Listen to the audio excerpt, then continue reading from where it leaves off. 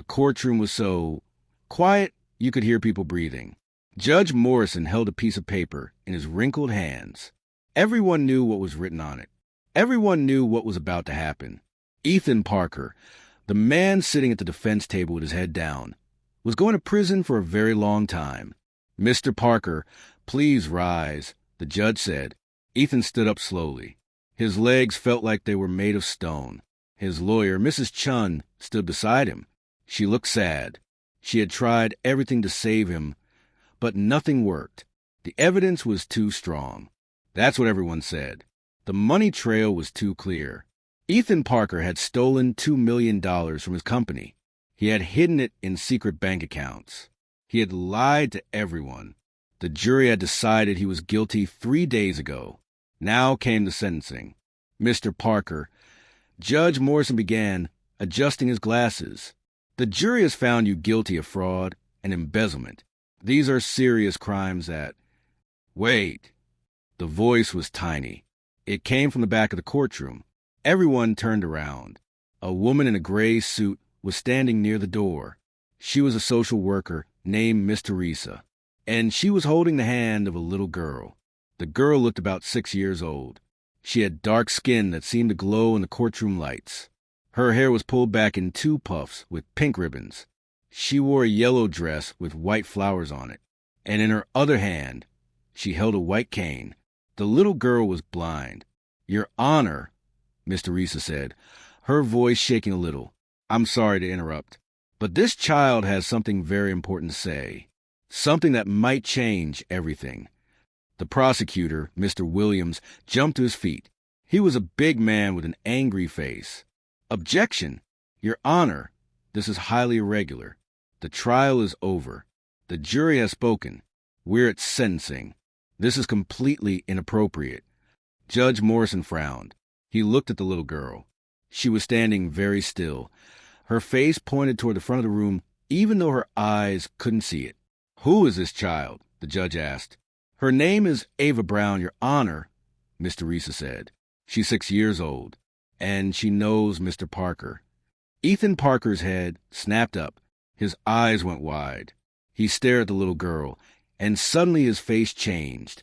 His mouth opened, but no sound came out. "He remembers," Miss Teresa said quietly. "Your Honor, this is ridiculous." Mr. Williams shouted. He slammed his hand on the table. What could a 6-year-old child possibly say that would matter to this case? Mr. Parker stole money. We have bank records. We have computer files. We have witness testimony. A child's opinion doesn't change facts. "I didn't steal anything," Ethan said suddenly. His voice was hoarse, like he hadn't used it in a long time. "I've been saying that for months. Someone set me up. My former partner, Samuel Drake. He did this to me. But nobody will listen, because there's no proof." Mr. Williams snapped. "Your Honor, please, let's finish this." Judge Morrison was still looking at the little girl. She hadn't moved. She stood there like a small soldier, brave and quiet. "Bring her forward," the judge said. "Your Honor," Mr. Williams protested. "I said bring her forward." The judge's voice was firm now. "I want to hear what she has to say." Miss Teresa led Ava down the aisle between the benches. Every person in the courtroom watched them. Ava's cane tapped softly on the floor. Talk, talk, talk. It was the only sound in the whole room. When they reached the front, Miss Teresa helped Ava stand before the judge's high desk. The judge leaned forward. "Hello, Ava," he said gently. "My name is Judge Morrison. Do you know why you're here today?" "Yes, sir," Ava said. Her voice was clear and sweet, like a little bell. "I'm here because Mr. Ethan is in trouble. Bad trouble. And it's not fair." Someone in the audience gasped. Ethan Parker's eyes filled with tears. "How do you know Mr. Parker?" the judge asked. "He saved me," Ava said simply. "4 years ago, when I was only 2 years old, Mr. Ethan saved my life. And I need to tell everyone what happened. Because the man who saves a little girl, a man like that doesn't steal. A man like that doesn't lie." Mr. Williams stood up again. "Your Honor, with all respect, this child was 2 years old 4 years ago. She can't possibly remember. I remember everything, Ava interrupted. Her voice was stronger now. I'm blind, sir. That means my ears work better than yours. My memory works better than yours. And I remember the smell of smoke. I remember the sound of fire. I remember screaming for my mama. And I remember Mr. Ethan's voice telling me, "Don't be scared, little one. I've got you. You're safe now." The courtroom was frozen. Nobody moved. Nobody breathed. Ethan Parker was crying now. Tears rolled down his cheeks. He didn't try to hide them. Judge Morrison set down his paper, the paper with Ethan's sentence written on it. He folded his hands together and looked at the little girl in the yellow dress. "Tell me everything, Ava," he said softly. "Tell me what happened that day." Ava took a deep breath. Miss Teresa squeezed her shoulder gently, and then Ava began to speak. "It was nighttime," she said. "I was sleeping in my bed at the apartment building. Mama had tucked me in and kissed me goodnight. She smelled like the flower perfume she always wore. Everything was good. Everything was safe." Ava paused. Her small hands gripped her cane tighter. "Then I woke up. Something was wrong. The air tasted funny. It tasted like when you burn toast, but worse. Much worse. And it was getting hot. Very hot. I started crying. I called for Mama, but she didn't come. I could hear loud sounds outside my room. Crackling sounds. Crashing sounds. And people screaming far away. I couldn't see anything. I've never been able to see.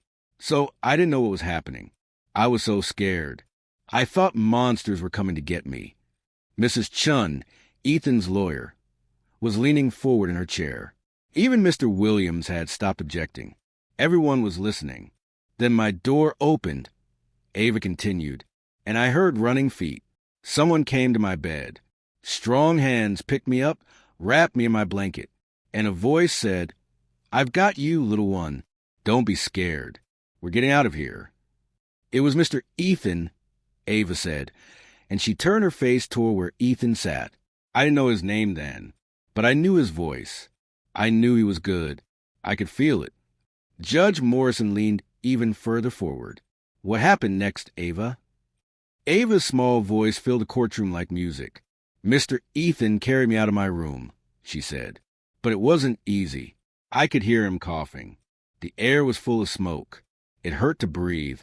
Even wrapped in my blanket, I could feel the heat all around us, like being too close to an oven. He kept talking to me. He said, 'Stay with me, little one. Keep your face in my shoulder. Don't breathe the smoke. We're almost out.' His voice was calm, but I could tell he was scared too. His heart was beating so fast. I could hear it. People in the courtroom were crying now. A woman in the back row wiped her eyes with a tissue. We went down the hallway. Ava continued. I heard things falling, crashing, breaking. Mr. Ethan had to climb over stuff. He almost fell once, but he caught himself. And he never dropped me, not even for a second. Ethan covered his face with his hands. His shoulders were shaking. Then we got to the stairs. Ava said, and that's when it got really bad. Mr. Ethan stopped. He said a word I'm not supposed to say. Then he said, "Okay, little one, this is going to be scary, but I promise I won't let anything happen to you." The stairs were on fire. Not all of them, but some of them. Mr. Ethan had to figure out which ones were safe and which ones weren't, and he had to do it while carrying me. Judge Morrison was gripping his desk now. His face was pale. We went down, Ava said, step by step, slow, careful. I could hear the fire eating the building. It sounded like a monster chewing, and I could smell Mr. Ethan's jacket burning. The sleeve caught fire for a second, and he had to pat it out with his other hand while still holding me. But he didn't stop. He didn't give up. He kept going down, down, down until we got to the bottom, and then we ran out into the street. Ava smiled a little. It was the first time she had smiled since she started talking. Outside, everything was loud. Sirens. People yelling. But Mr. Ethan found my mama. She was crying and screaming my name, and he gave me to her. He said, "Your daughter is safe. She's okay. Just keep her away from the smoke. And then he went back. The courtroom gasped. He went back inside. Judge Morrison asked. Yes, sir, Ava said, because there were other people still trapped. Mr. Ethan went back into burning building 3 more times. He saved an old man on the 2nd floor. He saved 2 teenagers who were too scared to move. And he saved a dog named Biscuit who lived on the 3rd floor. The firefighters finally made him stop. They had to pull him away because he wanted to keep looking for more people. That's who Mr. Ethan is. That's the kind of man you're about to send to prison. The silence in the courtroom was total. Mr. Williams stood up slowly. He looked uncomfortable. Your Honor, this is a moving story, but it doesn't change the facts of this case. Mr. Parker is accused of financial crimes, not anything related to this fire. Being a hero 4 years ago doesn't mean he didn't commit fraud now. That's where you're wrong, Mrs. Chin said. She stood up quickly, holding a folder. Your Honor, this testimony is directly relevant. We've been trying to tell you for months that my client was framed, and now we have new evidence that proves it. Judge Morrison raised his eyebrows. What kind of evidence? Mrs. Chin opened the folder. 2 days ago, a whistleblower came forward. A woman named Janet Miller, who worked in the accounting department at Mr. Parker's company. She was too afraid to speak before, but after hearing about this trial, she couldn't stay silent anymore. What did she say? The judge asked. She said that Samuel Drake, Mr. Parker's former business partner, ordered her to create false records. He told her to make it look like Mr. Parker was stealing money when it was actually Drake who was taking it. Drake threatened to fire her and ruin her career if she didn't do what he said. The courtroom exploded with noise. People started talking all at once. The judge banged his wooden hammer on the desk. Order! Order! He shouted. When everyone was quiet again, Mr. Williams spoke. His face was red. Your Honor, this is the first we're hearing about any whistleblower. Why wasn't this evidence presented during the trial? Because she was terrified. Mrs. Chun said, Samuel Drake is a powerful man. He has connections everywhere. He pushed the police to arrest Mr. Parker quickly. He pressured investigators to close the case fast. He wanted my client convicted before anyone could dig too deep. Mrs. Chin pulled out more papers from her folder. And here's something else. We hired a computer expert to look at the bank records. He found something the police missed. The transfers that supposedly came from Mr. Parker's computer actually came from a different IP address, an address that belongs to Drake's home office. Judge Morrison took the papers and read them carefully. His face grew more and more serious. Your Honor, Mrs. Chin continued, the investigation into my client was rushed. It was sloppy, and it was influenced by a man who wanted to destroy his partner and take the whole company for himself. We're asking you to reopen this case. We're asking you to let real justice happen. Mr. Williams shook his head. Your Honor, the defense is grasping at straws. One whistleblower who conveniently appears after the trial, some computer analysis that supposedly shows what trained investigators missed. This is desperate. No, a voice said. Everyone turned. Ava was still standing there, small and brave in her yellow dress. It's not desperate, she said. It's the truth. And I know it's the truth because of something my mama taught me. She said, Ava, baby, you can't see people's faces, but you can hear their hearts. And I heard Mr. Ethan's heart that night. It was good. It was pure. A man with a heart like that doesn't become a thief. Something bad happened to him. Someone hurt him. And if you send him to prison without finding out the real truth, you're hurting him again. Ava turned her face toward Judge Morrison. Please, sir, don't read that sentence yet. Look deeper. Look harder. Find out what really happened. Because Mr. Ethan saved me when I couldn't save myself. Now it's your turn to save him. Judge Morrison sat back in his chair. He was quiet for a long time. Everyone waited. The clock on the wall ticked loudly. Finally, the judge spoke. This court will recess for 2 weeks, he said. I am ordering a full review of the investigation into Mr. Parker's case. I want Samuel Drake questioned. I want the computer records examined by independent experts. I want the whistleblower's testimony taken under oath. And I want answers. He looked at Ethan. Mr. Parker, you will remain out on bail during this review. But if you run, if you disappear, I will find you and you will regret it. Do you understand? Ethan stood up. His voice was shaky but strong. I understand, Your Honor. And thank you. Thank you for listening. Judge Morrison nodded. Then he looked at Ava. His eyes were soft. Young lady, he said, you are very brave. You may have just saved an innocent man's life. Ava smiled. He saved mine first. I'm just returning the favor. 2 weeks felt like 2 years.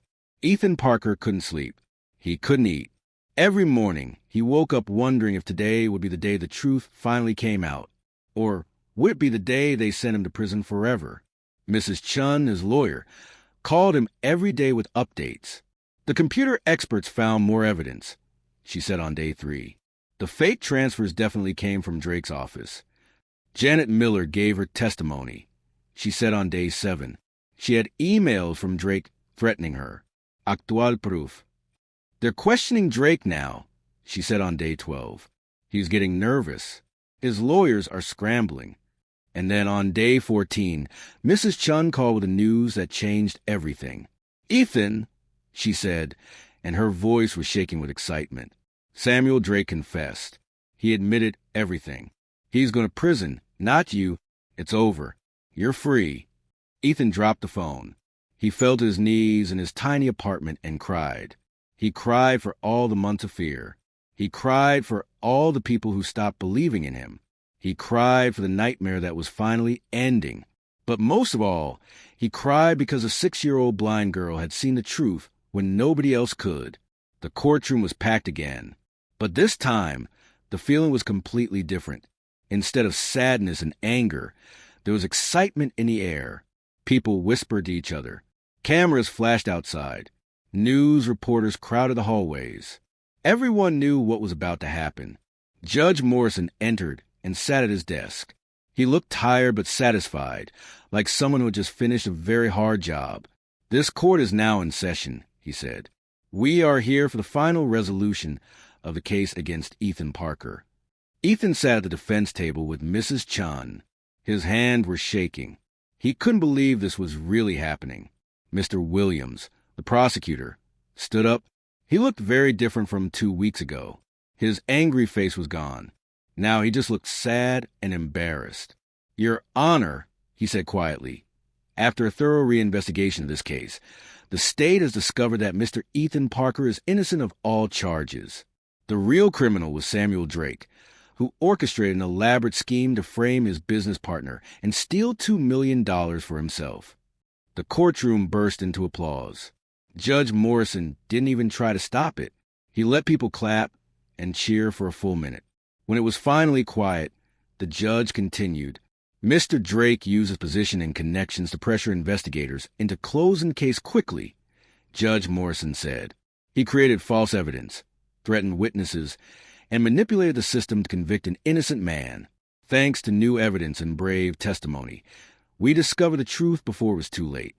He looked directly at Ethan. Mr. Parker, on behalf of this court and this justice system, I apologize. You should never have been put through this ordeal.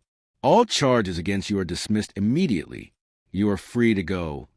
Ethan stood up. His legs felt weak. Mrs. Chun hugged him tight, and he hugged her back. They were both crying.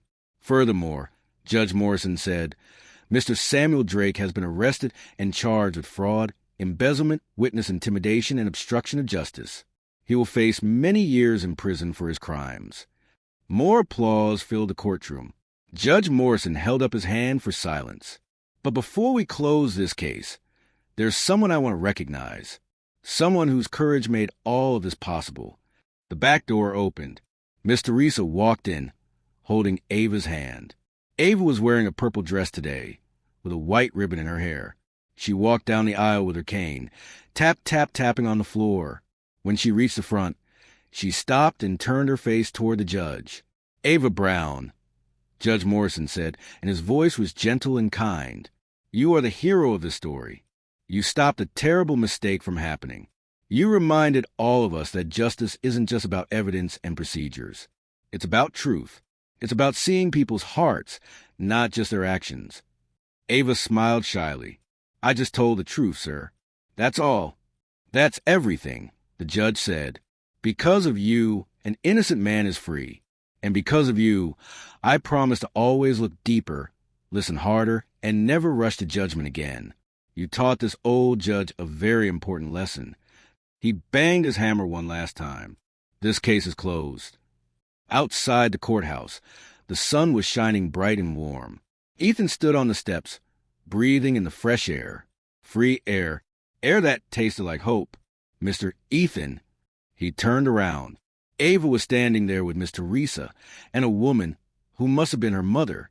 Ava's mother had tears streaming down her face. Thank you, Ava's mother said to Ethan. Thank you for saving my baby 4 years ago. And thank you for being the kind of man worth saving. Ethan knelt down so he was at Ava's level. No, he said softly. Thank you, Ava. You saved me. You were braver than anyone I've ever met. Ava reached out her small hand, and Ethan took it gently. Mr. Ethan, Ava said, my mama says you lost your job because of the bad man. She says you might need help.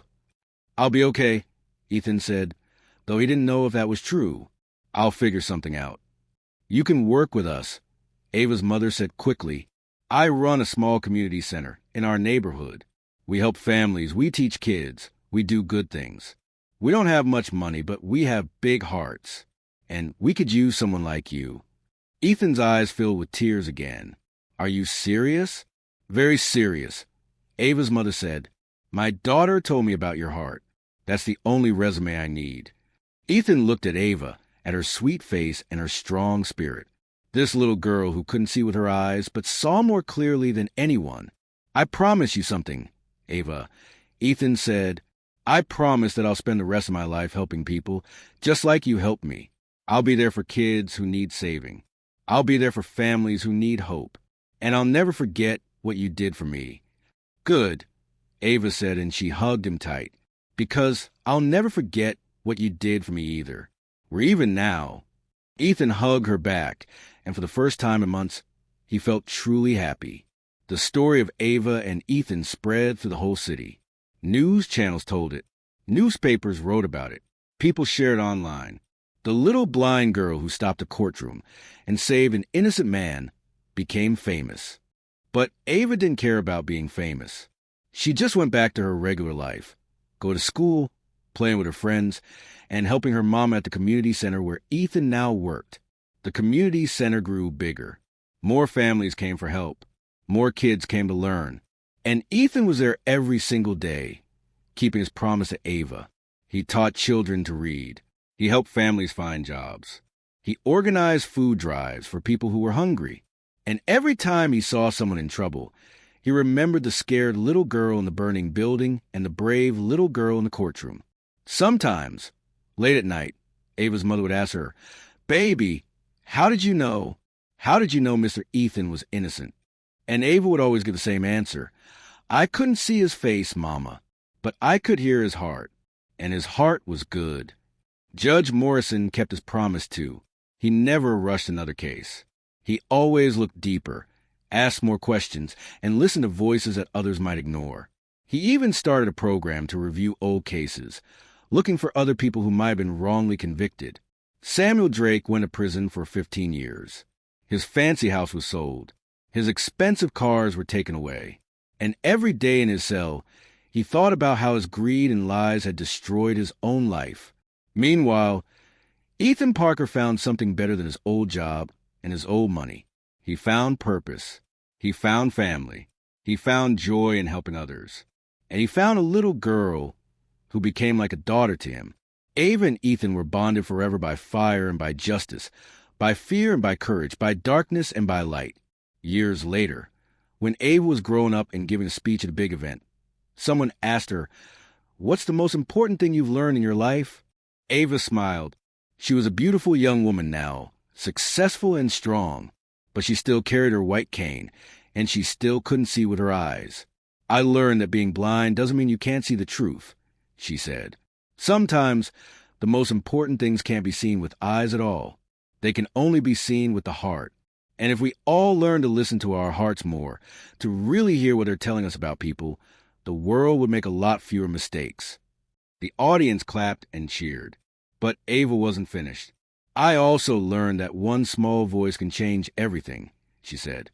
I was just a 6-year-old girl. Nobody thought I mattered, but I spoke up anyway. And because I did, an innocent man went free. So never think you're too small, too young, or too powerless to make a difference. You're not. You're exactly powerful enough. You just have to be brave enough to use your voice. More applause, more cheering, and somewhere in the audience, Ethan Parker stood up and clapped louder than anyone. He was older now, with gray hair and a peaceful smile. He had tears in his eyes, just like he did on that day in the courtroom, because he knew the truth. Sometimes the smallest heroes make the biggest difference. Sometimes the ones who can't see are the ones who see most clearly. And sometimes justice only wins when someone brave enough refuses to stay silent. This story reminds us that courage comes in all sizes. Truth speaks in unexpected voices, and justice needs people who are willing to look deeper than what's easy or convenient. Ava's bravery saved a man's life and changed a broken system. What injustice will you have the courage to speak up about? If this story touched your heart and made you think about the power of courage, truth, and listening to unlikely voices, please like this story and share it with someone who needs to hear it today. And don't forget to subscribe for more inspiring, true stories about ordinary people doing extraordinary things. Your share might give someone else the courage to speak up when it matters most. Remember, you're never too small to make a big difference. All you need is a brave heart and the willingness to speak the truth. Until next time, keep believing in heroes, especially the ones nobody expects.